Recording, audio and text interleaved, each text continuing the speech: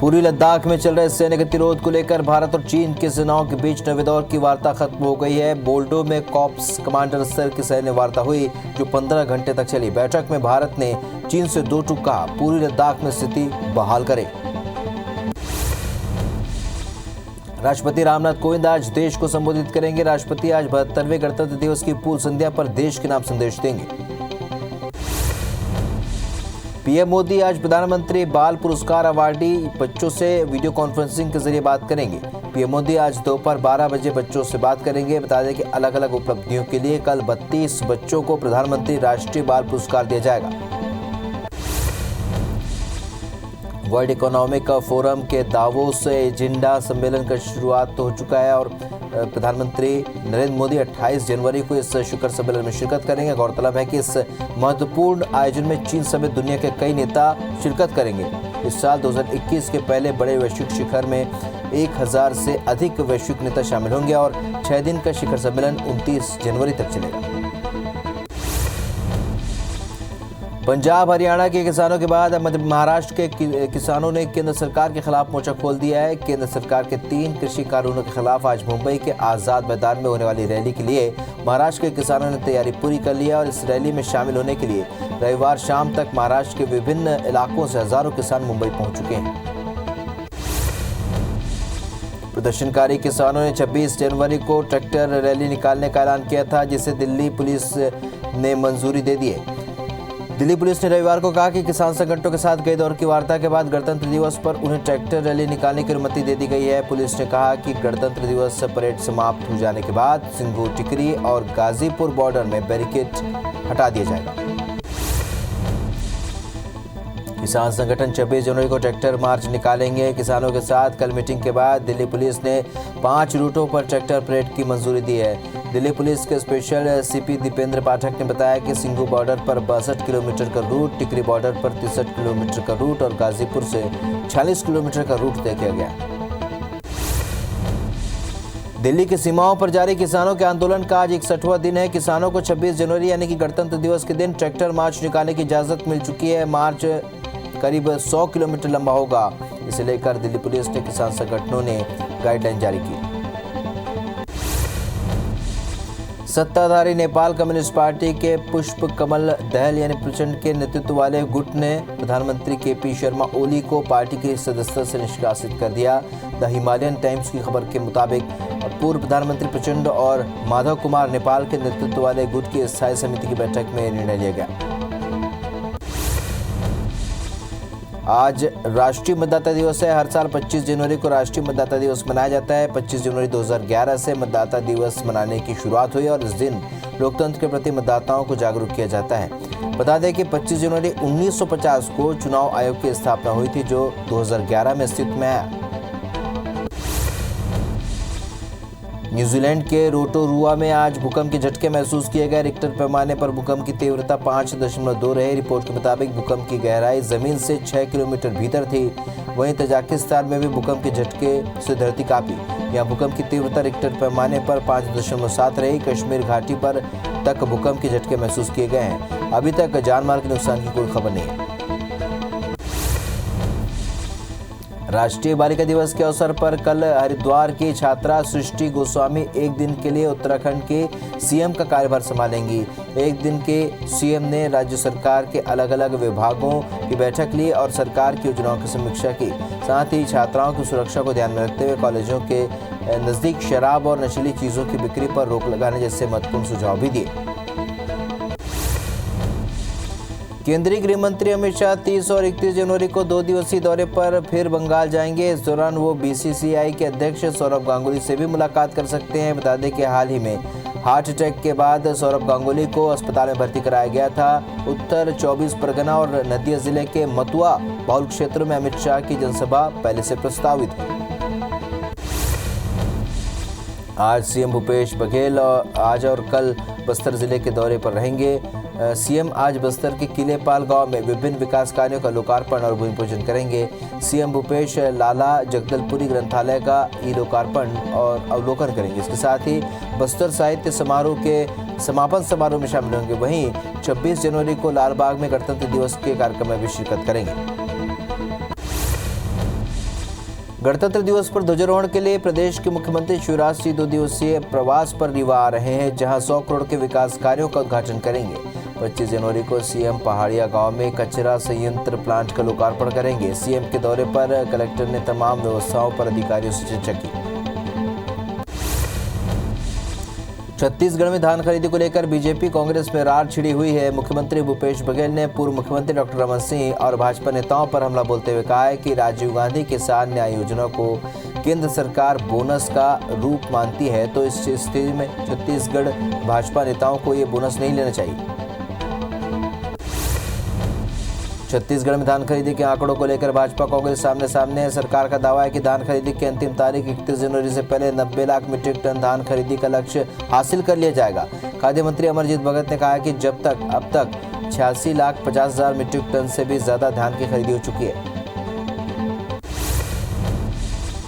इंदौर के देपालपुर में आयोजित किसान रैली में प्रदेश के पूर्व सीएम कमलनाथ ने कहा कि मुझे बदहाल मध्य प्रदेश मिला था। मेरे सामने कई चुनौतियां थी, हमने एक एक कर उन्हें हल करने का प्रयास किया। किसानों का कर्ज माफ किया, बिजली बिल हाफ किया, युवाओं को रोजगार देने की कोशिश की। मैंने कौन सा पाप किया? मैं सौदे की राजनीति नहीं करता। कोरोना के कारण स्थगित किए गए मध्यप्रदेश विधानसभा के शीतकालीन सत्र पर महीने भर बाद कांग्रेस ने आपत्ति दर्ज कराई है। नेता प्रतिपक्ष कमलनाथ ने विधानसभा में विशेषाधिकार हनन की सूचना देते हुए स्वास्थ्य विभाग के 3 अफसरों पर कोरोना के नाम पर गुमराह कर सत्र स्थगित करने की सूचना दी। बीजापुर में बीजेपी के 37 कार्यकर्ता बस्तर सांसद दीपक बैज और विधायक विक्रम शाह मंडावी के सामने कांग्रेस का हाथ उन्होंने थाम लिया। इस दौरान ग्राम पंचायत सकनापल्ली के सरपंच बामन माडवी ने बीजेपी पर आरोप लगाते हुए कहा कि बीजेपी के शासनकाल में हमारे पंचायत में विकास के कोई भी काम नहीं हुए। मध्य प्रदेश में 8 आईपीएस अधिकारियों के तबादले कर दिए गए, जहां आईपीएस विजय कुमार खत्री भोपाल उत्तर के एसपी, तो आशुतोष बागरी इंदौर पूर्व के एसपी, मयंक अवस्थी कटनी के एसपी और धर्मराज मीना पन्ना के एसपी होंगे। वहीं मुकेश श्रीवास्तव को पुलिस मुख्यालय भेजा गया। जांजगीर में निर्माणाधीन स्विमिंग पूल का कार्य 6 साल से अटका हुआ है। वहीं विधायक नारायण चंदेल ने स्विमिंग पूल निर्माण का निरीक्षण किया और निर्माण कार्य की गुणवत्ता पर सवाल उठाते हुए जांच कराने की बात कही। साथ ही विधायक ने कार्य में गति लाने के लिए अधिकारियों को निर्देशित किया। धमतरी भाजपा युवा मोर्चा ने पीएम मोदी का पुतला दहन करने वाले कांग्रेसियों के खिलाफ थाने में शिकायत दर्ज कराई है। भारतीय जनता युवा मोर्चा का कहना है कि युवा कांग्रेस ने नियम के खिलाफ शहर में शव यात्रा निकालकर पीएम का पुतला जलाया, जो गलत है।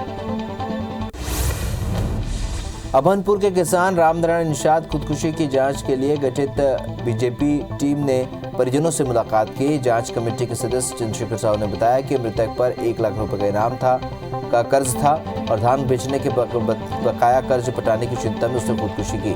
साहू ने बताया कि प्रशासन ने मृतक के परिजनों की सुध नहीं ली, न ही कोई मुआवजा दिया गया। मुरैना के सबलगढ़ थाना इलाके में बेखौफ रेत माफियाओं ने पुलिस पर पथराव कर दिया और जब्त ट्रैक्टर ट्रॉली छुड़ा कर ले गए। पथराव में 2 पुलिसकर्मी घायल हो गए। वहीं सबलगढ़ पुलिस ने 6 लोगों पर एफआईआर दर्ज कर ली है। इधर पुलिस ने फरार आरोपियों की तलाश शुरू कर दी है। मुरैना जिले के स्टेशन रोड थाना इलाके में डॉक्टर अंबेडकर और वीरांगना बाई की प्रतिमा को तोड़ने के आरोप में 2 पक्षों में विवाद हो गया। विवाद के बाद दोनों पक्षों में फायरिंग भी हुई, जिसमें 3 युवक घायल हो गए। सूचना पर स्टेशन रोड पुलिस मौके पर पहुंचकर जांच में लिया।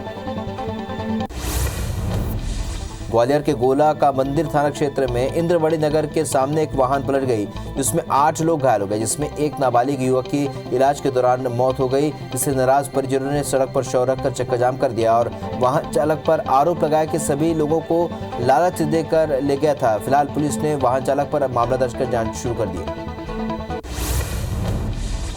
पत्थलगांव के कुनकुरी रनपुर मार्ग पर देशभर से देर शाम ट्रक ने बाइक सवार पिता पुत्र को टक्कर मार दी। हादसे में पिता पुत्र की मौके पर ही मौत हो गई। एफआईआर के बाद नारायणपुर पुलिस ने ट्रक को जब्त कर लिया। नवापारा अभनपुर मुख्य मार्ग पर डोगी तराई मोड़ के पास एक अज्ञात वाहन ने बाइक सवार को टक्कर मार दी, जिससे बाइक सवार के मौके पर ही मौत हो गई। वहीं पुलिस ने मामले में आरोपी वाहन चालक के खिलाफ मामला दर्ज कर जांच शुरू कर दी है। बताया जा रहा है कि मृतक ग्राम बेलटुकरी का रहने वाला था। इंदौर के खुड़ल थाना क्षेत्र में तेज रफ्तार डंपर की चपेट में आने से 2 लोगों की मौत हो गई। मरने वाले दोनों रिश्ते में चाची भतीजा थे। पुलिस ने के मुताबिक शांति मंदिर से दर्शन करने के बाद दोनों स्कूटी से अपने घर जा रहे थे और इसी दौरान हादसे के शिकार हो गए। हादसे के वक्त एक और शख्स मृतकों के साथ था, लेकिन वो बाल बाल बच गया। जांजगीर के खोखरा भाटा थाना धान संग्रहण केंद्र में धान के स्टेक के ऊपर हमाली का काम कर रहे युवक का पैर फिसल गया और नीचे गिर गया, जिससे युवक की मौके पर ही मौत हो गई। सूचना मिलने पर सिटी कोतवाली पुलिस मौके पर पहुंची और युवक के शव को पंचनामा कर जिला चिकित्सालय पीएम के लिए भेज दिया। उज्जैन के बड़नगर रोड पर पुल की रेलिंग तोड़कर एक कार गंभीर नदी में जा गिरी, जिससे कार में सवार 2 लोगों की मौत हो गई। सूचना मिलते ही एसपी समेत पुलिस बल मौके पर पहुंचा और कार को क्रेन की मदद से नदी से बाहर निकाला गया। कार में मिले सामान और नंबर के आधार पर मृतकों की शिनाख्त की जा रही है। सरायपाली के टेंगना पाटी गांव में एक युवक की लाश मिलने से सनसनी फैल गई। मृतक की पहचान शमशीर अली के रूप में हुई है, जो एक प्राइवेट फाइनेंस कंपनी में काम किया करता था। पुलिस के मुताबिक फाइनेंस कंपनी के मैनेजर ने 23 तारीख को शमशीर के गुम होने की रिपोर्ट दर्ज कराई थी, जिसके आधार पर केस दर्ज कर उसकी तलाश की जा रही थी। दतिया कोतवाली थाना क्षेत्र के बुंदेला कॉलोनी में 2 बदमाशों में आमने सामने की झड़प हो गई और इससे दोनों बदमाशों ने गोलियां चला दी, जिससे अपने घर के सामने बैठे बुजुर्ग की मौत हो गई। बताया जा रहा है कि बुजुर्ग नारायण शाक्यावार अपने घर के बाहर धूप सेक रहा था। कोरबा के कोतवाली थाने क्षेत्र के पावर हाउस रोड स्थित एक मकान में आग लग गई, जिससे घरेलू सामान जलकर खाक हो गया। सूचना पर पहुंची दमकल की टीम ने कड़ी मशक्कत के बाद आग पर काबू पा लिया है। बताया जा रहा है कि आग फ्रिज में शॉर्ट सर्किट की वजह से लगी थी। कटनी के कुटला थाना क्षेत्र के लमतर इंडस्ट्री एरिया में स्थित श्री जी ट्रेडिंग कंपनी में अचानक आग लग गई। कंपनी में आग लगने से लाखों रुपए का नुकसान हो गया है। श्री जी ट्रेडिंग कंपनी में नमकीन बनाने का काम होता है। राजनांदगांव के चांवर ढाल में एक शिक्षक ने नाबालिग छात्रा के साथ दुष्कर्म कर दिया। आरोपी ने पीड़िता को गाइड देने के लिए बुलाकर जबरदस्ती उसके साथ दुष्कर्म की वारदात को अंजाम दिया। घटना की जानकारी मिलते ही परिजन और ग्रामीणों ने आरोपी शिक्षक की जमकर पिटाई कर दी और पुलिस के हवाले कर दिया। फिलहाल पुलिस ने मामला दर्ज कर आरोपी को गिरफ्तार कर लिया। भिंड जिले के लाहार थाना पुलिस ने नाबालिग से रेप के आरोपी को गिरफ्तार किया है। आरोपी ने घर के बाहर खेल रही बच्ची को बेला फुसलाकर दुष्कर्म की घटना को अंजाम दिया। एफआईआर के बाद पुलिस ने 45 साल के आरोपी को गिरफ्तार कर लिया। आरोपी प्यारे मियां यौन शोषण मामले में फिर 3 लड़कियों की हालत बिगड़ गई। बीते दिनों एक लड़की की तबीयत बिगड़ी थी, जहां इलाज के दौरान उसकी मौत हो गई। इधर हमीदिया और जेपी अस्पताल में तीनों लड़कियों का इलाज जारी है। सीएम ने पीड़िता की मौत पर एसआईटी की जांच सौंपी।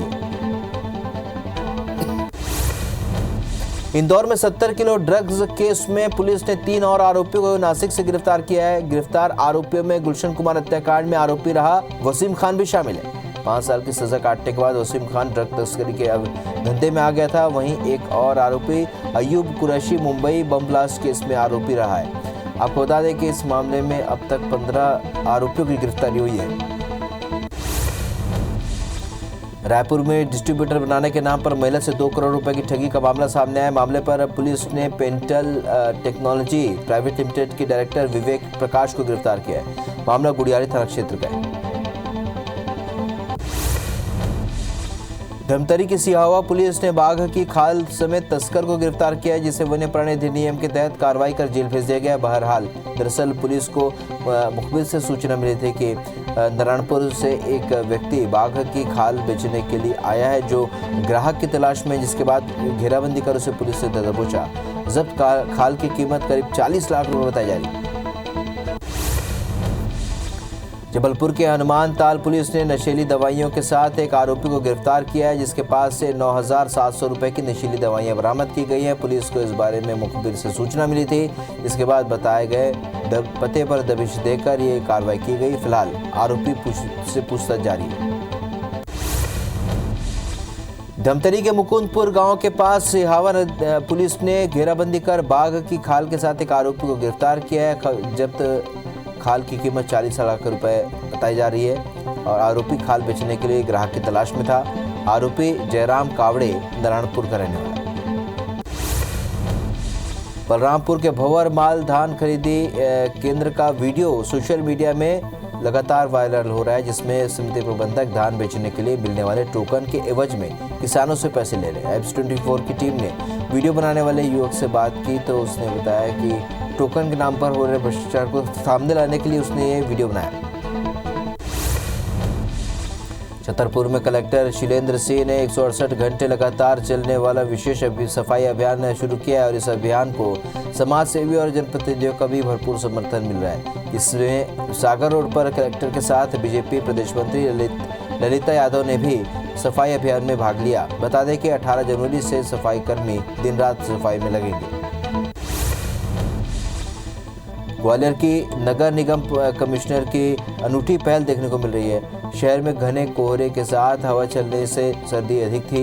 बावजूद इसके शहर को स्वच्छ रखने वाले स्वच्छता कर्मी अपनी जिम्मेदारी निभा रहे हैं। सफाई व्यवस्था के निरीक्षण पर निकले निगम कमिश्नर ने जब लगन के साथ सर्दी में काम करते स्वच्छता कर्मियों को देखा तो उन्हें अपने हाथ से चाय और बिस्किट दिए। केशकाल में राम जन्मभूमि तीर्थ निर्माण समिति के तत्वावधान में विशाल शोभा यात्रा निकाली गई। इस दौरान पूर्व नगर पंचायत के अध्यक्ष आकाश मेहता ने कहा कि राम मंदिर निर्माण के लिए देश भर में धन संग्रह मुहिम चलाई जा रही है, जिसमें सभी के सहयोग से राम मंदिर का निर्माण हो सके। जम्मू कश्मीर में गणतंत्र दिवस की तैयारियां जोरों पर हैं। आज श्रीनगर में फुल परेड रिहर्सल की गई और इस दौरान सेना के जवानों ने मार्च पास्ट किया। वहीं रिहर्सल के दौरान जनप्रतिनिधियों ने ध्वजारोहण कर तिरंगे की सलामी ली। बॉलीवुड अभिनेता वरुण धवन ने अपनी गर्लफ्रेंड नताशा दलाल से शादी कर ली है। वरुण ने अपनी पत्नी नताशा की शादी की तस्वीरों को सोशल मीडिया पर शेयर करते हुए लिखा, जीवन भर का प्यार अब आधिकारिक हो गया। एक्टर के फैंस ने तस्वीरों को लगातार शेयर कर रहे हैं। वहीं पूरे बॉलीवुड ने उन्हें शादी की ढेरों बधाइयां दी।